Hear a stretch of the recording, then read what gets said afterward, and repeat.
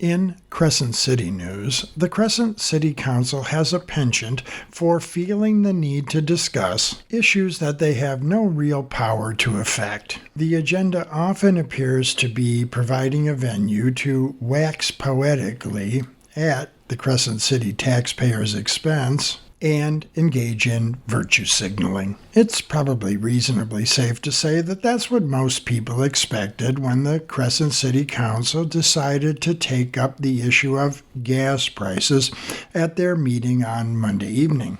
After a brief presentation by City Attorney Martha Rice regarding the global oil market and why gas prices were so high, the discussion by the Crescent City Council members began. Councilmember Bo Smith decided to piss in the punch bowl of pontification by immediately going after the city's Measure S tax. 6 cents a gallon. 6 cents a gallon. That's just our Measure S tax, right? For the city. On a $6 a gallon. On a $6 a gallon, 6 cents a gallon. That adds up. If we can't do nothing locally and it has to be put on the agenda, on the ballot, people aren't going to be able to get to work. They're not going to be able to get your housing vouchers. It just trickle effect with this gas thing.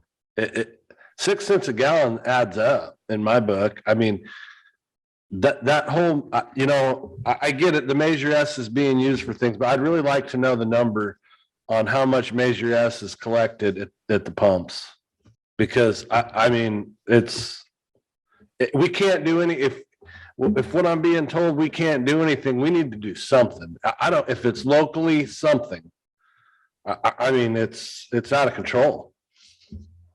And you guys all know as well as I do that this gas hike, when we seen the last gas hike in 2008, we never even recovered from that one. It never really fully recovered here in Delaware County. That's all I got to say. I'm furious about it. After that, there was a bit of a stunned silence in the city council chambers. Then Councilmember Blake Inscore responded. I'm not disagreeing that this is tough on lots of people. That's not my point. My point is only that historically, when we have seen crises like this, and we've seen economic issues that have driven oil prices and gas prices have followed pretty closely, then they have made corrections again. Even if there is something we can do about it, whether it be 6 cents, a nickel, whatever, and we don't do anything about it, then what? Then we get the finger pointed at us that we could have lowered it or helped at the pump that much, but we didn't. I'm not okay with it. I can't live with that. I think I'd need to point out that I believe any change to that ordinance is going to have to go to the voters. Okay, so it goes to the voters. Well, I'm just saying you couldn't just, Yeah, do it no, like at the I mean, next but meeting. it can go to the voters. Great. I mean, if we didn't do anything about it, then what? And we just said tough. That we're just, well, hopefully it'll go back down.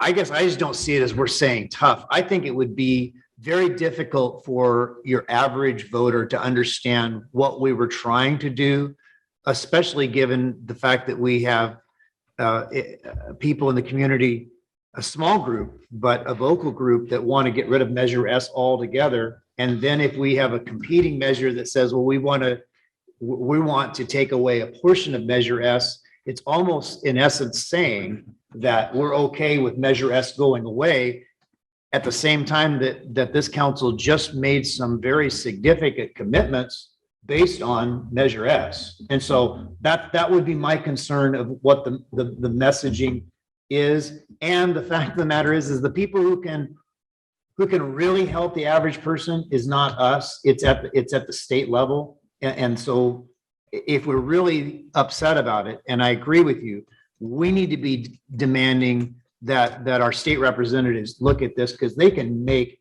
huge impacts on your average consumer here in Delaware County, much bigger than what we can do. A good example of that is this last year, because of the surplus in the state budget, they sent out another round of stimulus checks of $600 to qualifying people within the state of California because they had too much money in the reserve. And so what did they do? They did the easy thing. Instead of trying to really look at where the needs are, they just sent out more incentive checks.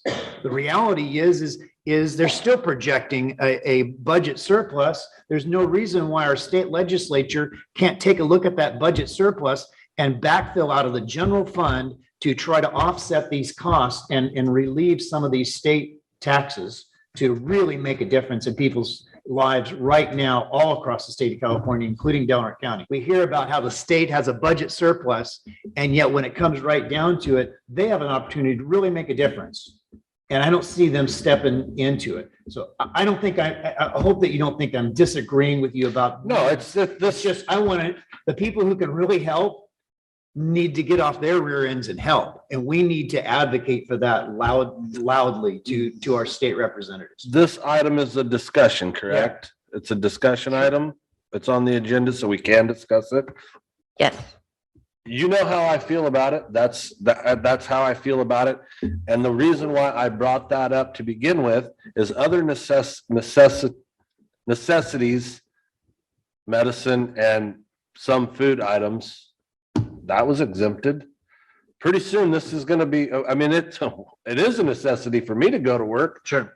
Maybe not everybody, but I have to get to work, and I'm sure all my neighbors do as well. If we really want to help somebody with 6 cents, we can't help them until February or March of next year. Well, that may be too late to help them. So I just feel like we need to be pursuing the means that has the best chance of making a difference in the shortest amount of time. I'm not bashing on that item. I've gotten to see those funds go to good use for this community. And I'm sure the county's going to be faced with the same question from somebody. Councilmember Ray Altman joined the discussion. A little bit of facts about these ideas. Okay, they're kind of wild. So you want to, because of inflation, that's the issue, right? So you want to put money back in the pockets of Californians, but it's limited to people who have a car. So it's not all Californians. You figure out that the gas tax is set to raise $6.8 billion to pay for projects, highways, and roads, according to the Legislative Analyst's Office. So you're gonna give the taxpayer about $15.50 a year, and then it's gonna cost them, billions of dollars later for that infrastructure. That's not gonna happen. So on gas taxes, infrastructure is the main benefit, the revenue for that. And so if you look at federal, okay, we're going to get rid of federal taxes. And I'm not talking about local taxes like you, Bo, because I don't know what percentage of our local taxes, like you're referring to, goes to our infrastructure. But if you look at state and federal, you're looking at billions and billions of dollars. So if you look at the federal government has not raised the gas tax for 2 decades. It's at 18.3 cents still. But it would cut revenue by 20 billion if they suspended that, and it would basically drain the infrastructure bill that they just passed. So it would be worthless. The infrastructure bill that was just passed to improve our roads and highways would be worthless. So if lawmakers are serious about a transportation infrastructure, they would kick these do-little proposals out the door. Just look at the facts a little bit before you start sending letters to support this idea. If I could just comment. So I think Governor Newsom's proposal originally was, he had staff members mention that it would go to drivers. There are others, lawmakers who have suggested payments to all taxpayers and their dependents. That's where the amount would come. So it wouldn't be limited to just drivers. And then there's also another group that suggested expanding that to grants for those people who don't make enough money to even pay taxes because they don't get it for whatever reason. So there are they kind of continuing to change to address one concern that you had that, it's not, and I'm not sure how you would get it to just drivers anyways, I guess registration, but Well, Thank you. I just touched on there's like 3 ideas out there. And I Yeah, tried there's to a lot touch of on them, Some and- of those Yeah, they're probably changing by Proposals. the day. And what you said about transportation dollars and projects is why, there's some proposals about tax rebates more in the realm of what Blake was talking about with the surplus money. So it didn't affect transportation directly. And the other element is it's going to take time just to get it to the floor. See, they tried to get it on the floor immediately. It was voted down by a great majority.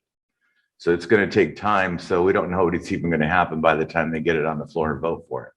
There are a myriad of proposals at the state level trying to address the issue of gas prices and inflation in the state of California. Blake Inscore wanted to address the state's budget surplus and what he thought should be done with it and not done with it. They're projecting over $40 billion of surplus, with over half of that to be up for grabs. Then backfill the tax for a year during a time of crisis with your surplus. Don't send out any more checks to people who've already got plenty of checks. I'm sorry. You want to talk about things that upset you? The fact that this last round of checks out of the budget surplus went to people based on income basis, when the fact of the matter is that we have this budget surplus, was a lot of that tax money was generated by people who didn't even qualify to get the check, because the only reason you have a surplus is because people paid their taxes. So again, I guess I'm as frustrated as you are, just at a different vantage point. Again, Councilmember Smith. yeah, again, I'd like to see exactly what Measure S is collecting. And yeah, I'm gonna say Measure S. I would like to see what it's collecting from our fuel stations. Because the majority of the people are going to Brookings for fuel. If you buy fuel here, you're getting exactly what you deserve at the pump. Why wouldn't you go to Brookings? And we're just chasing people up there. Councilmember Altman tried to clarify the purpose of Monday evening's discussion. I was under the impression that this was going to be a subject about sending letters of support to state and federal legislation.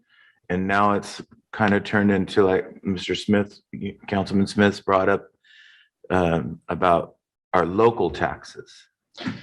And so I was kind of unprepared for that idea. I didn't know what I was gonna say, to be honest with you, when we brought this subject up. But I sometimes fire from the hip. So I'm sure I'm the most unpopular person around right now, but I really don't care. Councilmember Ray Altman expressed his position that he really wasn't in favor of any of the proposals that have been floated so far, and then pointed out the usual futility when the Crescent City Council engages in activities like these. It's just a letter. So I'm not like super against it. If you guys want to send a letter of support to something, I don't really think it'll do a lot. Blake Inscore refuted that assertion. I don't see it as just a letter. I guess because I've been doing this long enough to know that when you advocate for something that you believe is in the best interest of your community, it's not just a letter. Even if the person you write it to doesn't act on it, we have a responsibility, as Councilmember Smith said, to try to look for ways to support the people that we represent. Now, if we can't come to a consensus of how to do that, then it becomes an individual council member's responsibility, maybe to advocate that just as a council member. I mean, if we didn't come to a consensus to say, hey, we want to send a letter to Senator McGuire, Assemblymember Wood, and say, hey, we, as our representatives, we want you to consider, strongly, what are you going to advocate for with the state budget surplus? Would you consider sponsoring a bill to put some of that money to offset the cost of the gas taxes for this fiscal year to give relief to people who are hurting in this economy? If we couldn't come with consensus to do a letter like that, I understand that, but that's not going to change that Councilmember Inscore can write to his senator and his assembly member and say, as a person who represents the people of Crescent City, this is my conviction that it's just unconscionable to have a budget surplus and just send out checks instead of actually doing something that not only will help people, but actually can improve our economy. You have an opportunity. I mean, how many people have And again, I'll get off my soapbox. How many people have got stimulus checks and they just wasted that money? And after all that discussion, the decision was made to have Crescent City manager Eric Weir reach out to the League of California Cities under the premise that the organization had probably already done work on drafting a letter on behalf of their constituents to address these issues with the state government in Sacramento, which one might reasonably suppose could have been done by simply asking the Crescent City manager to call the League of California Cities and see what they were doing on this issue. For KFUG Community News, I'm Mike Thornton.